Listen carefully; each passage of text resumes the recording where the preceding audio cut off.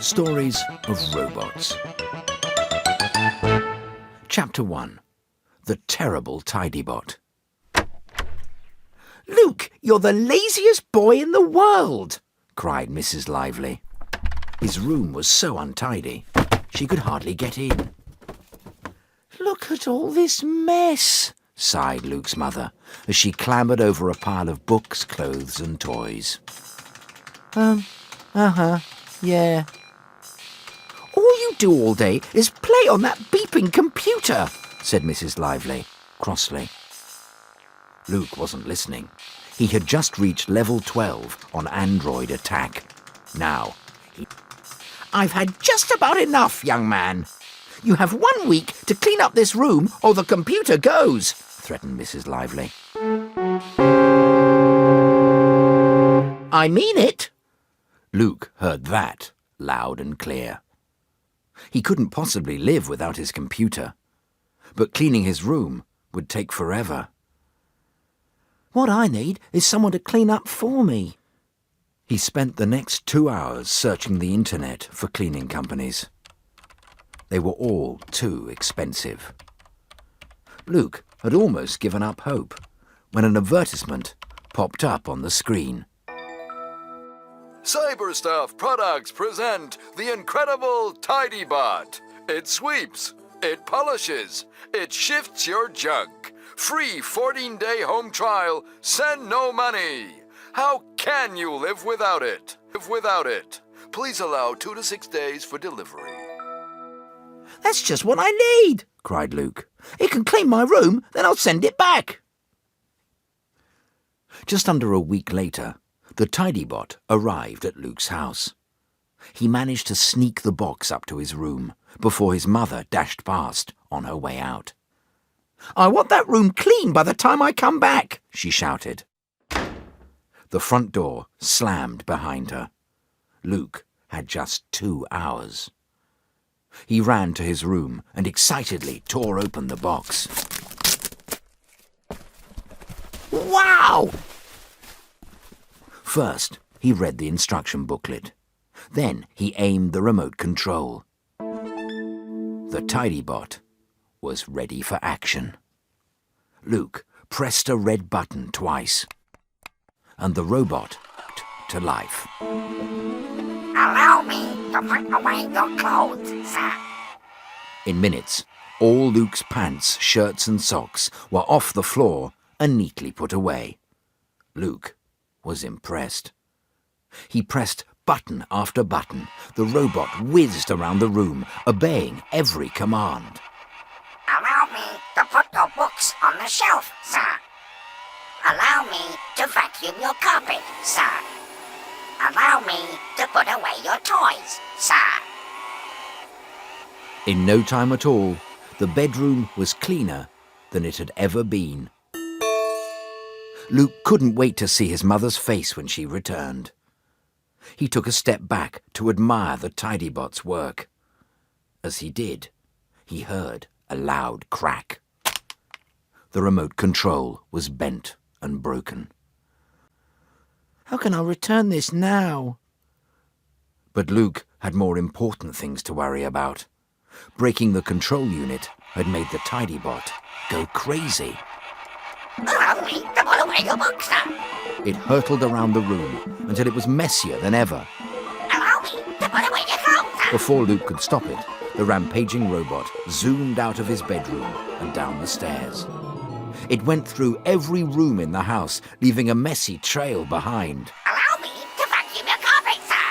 Allow me to make your toast, sir. Allow me to wash your car, sir." Finally, the robot's battery went flat and it ground to a halt. "Allow me." Luke stared at the house in horror. What would his mother say? He spent the next hour sweeping, mopping, and polishing.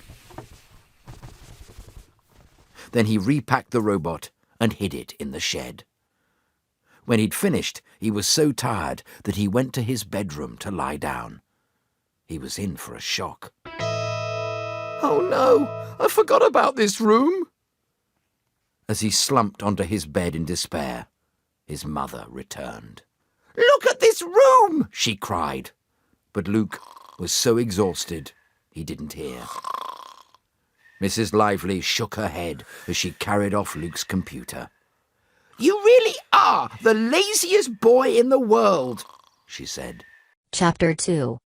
Robot Robbery. JC.B. was the hardest working robot on the building site.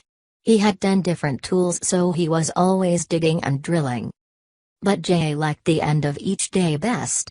Only then could he switch off and recharge his battery. Time for a rest. One night, as Jay was recharging, someone broke in and carried him off. When Jay was fully charged, he awoke to find himself in a strange workshop. A wild-haired man was fiddling with Jay's control panel. Hey! What's going on? Quiet, you tin-plated twit. Who are you? Cried Jay, and what do you want? The name's Filch, snapped the man. The rest you'll find out soon enough. But I should be digging back at the site, cried Jay. I have a much better job for you, said Filch. I want you to dig for me. Into Bullion's bank. I'm not taking orders from you. When I've reprogrammed you, you'll do whatever I want, snarled the crook. Later that day, Filch ordered Jay to follow him to the bank. No, said Jay. Ditch pushed a button on a remote control. Jay followed. Okay, metal muscles start digging. But Jay refused to dig. Filch angrily flicked 2 switches on his remote control. I obey, said Jay, and began burrowing into the ground at top speed. Jay kept digging. Down. Then across. Then up. As he burrowed along, the soil filled the narrow tunnel behind him. I obey. I obey. I obey. Soon Jay emerged in Bullion's bank. Outside, Filch watched Jay's progress on a tiny screen. He twisted a dial and Jay drilled through a thick metal door. Filch was delighted. Only the electric inner door left to go, he said with a grin. Then all the bank's gold will be mine. Ha ha. Jay's saw buzzed into action. But as it sliced through the door, an electric shock blasted Jay off his feet. Suddenly, Jay felt different. He could switch off his saw. I'm free, he cried. That electric shock must have stopped Filch's program. Now I'll fix that no-good crook, thought Jay. Minutes later, Jay popped out of the tunnel and handed Filch 2 big sacks. Run! He cried. The guards saw me stealing the gold. Filch ran home as fast as he could. But he was in for surprise. The greedy crook excitedly tipped out the contents of the sacks, only to find mud. Jay had filled the sacks with rubble from the tunnel. Filch spat out a mouthful of dirt.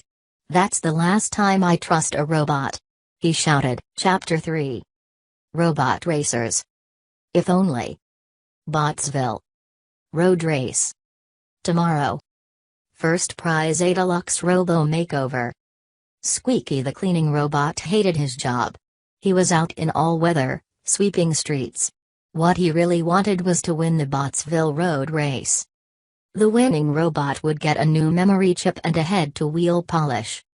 But Squeaky didn't dare enter. He was so rusty and clanky, he wasn't sure he could even finish the race. He was feeling sorry for himself when a noisy robot zoomed past. Out of the way, Rust Bucket. Hey! Tank Top was the biggest, meanest robot in town. Everyone was certain he would win tomorrow's big race. Tank Top wasn't taking any chances. He had a plan to make sure none of the other racers even started. That night, as the Botsville robots recharged themselves, Tank Top visited each of his rivals in secret. He gave Tina Turbo a puncture. Stole Cyber Sid's memory chip. Undid Andy Droid's battery pack. And reset Betty Byte's alarm clock. She'll sleep right through the race. The next morning, Tank Top was the only robot at the starting line. It looked as if his plan had worked. The judge was puzzled. It seems you're the only contestant. I'll take my prize now. There must be someone else willing to race, cried the judge desperately. Tank Top was making him look stupid. Just then a tinny voice piped up. I will. Everyone in the crowd turned.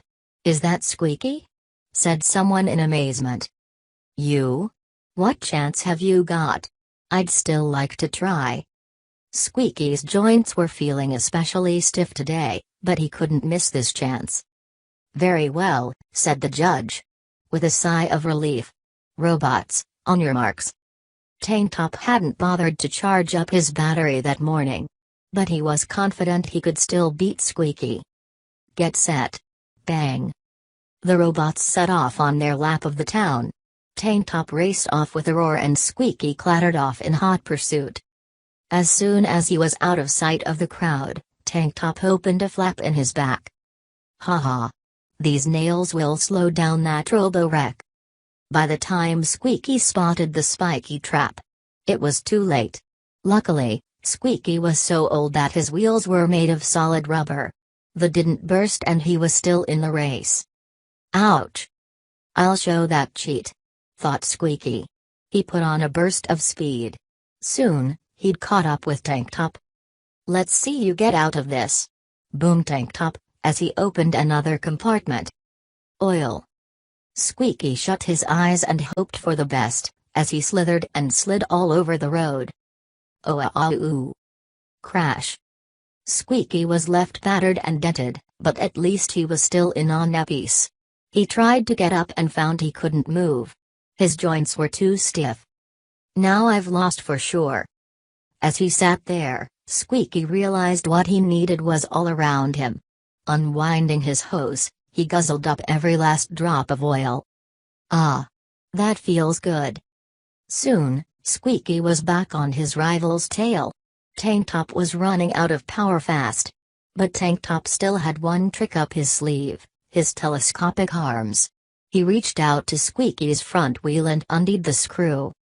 Sparks flew through the air as Squeaky's wheel bounced past Tank Top. In seconds, Squeaky had ground to a halt. As the crowd came back into view, Tank Top used the last of his power to roar across the finishing line.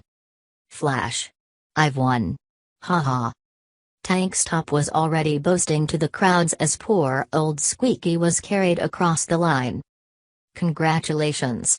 Cried the judge as he shook Squeaky by the hand.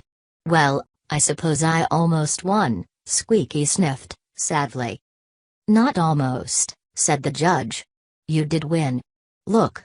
He showed Squeaky and Tank Top the photograph taken at the finishing line. Your wheel crossed the line a second before Tank Top. That makes you the winner.